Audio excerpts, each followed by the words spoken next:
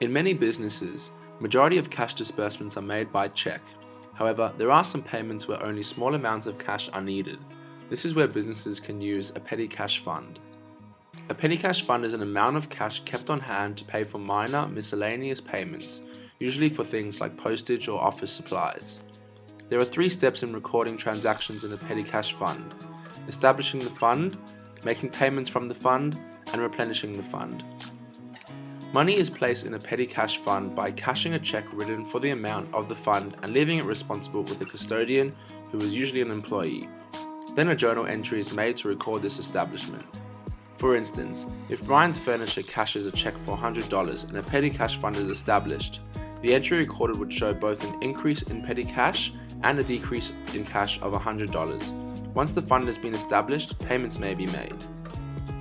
The petty cash is then used for qualifying purchases, where the cash can be directly taken from the fund for payment, or employees can seek reimbursement from the fund for personal expenses. Either way, it is the custodian's duty to collect all receipts for any use of the petty cash.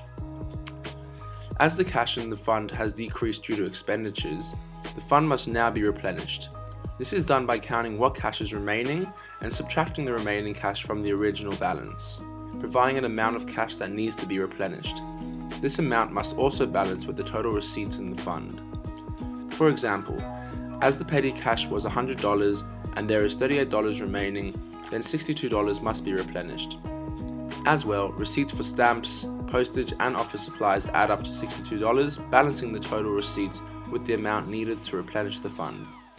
A check would therefore be cashed for $62 to replenish the fund and record the expenses through a journal entry.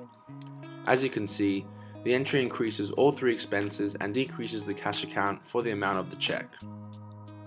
In some instances, the amount of cash that needs to be replenished may not equal to the total amount of receipts. This discrepancy is charged to an account called cash over and short. This is a temporary account and can either have a debit or credit balance depending on the situation. For example, an amount requested for replenishment of $65 and a total amount of receipts of $62 will mean that there is cash short. This $3 difference is added to the cash over and short account as an increase in expenses, which means it is debited. On the contrary, an amount requested for replenishment of $62 and a total amount of receipts of $64 will mean that there is cash over. The $2 difference is added to the cash over and short account as a decrease in expenses, which means it is credited.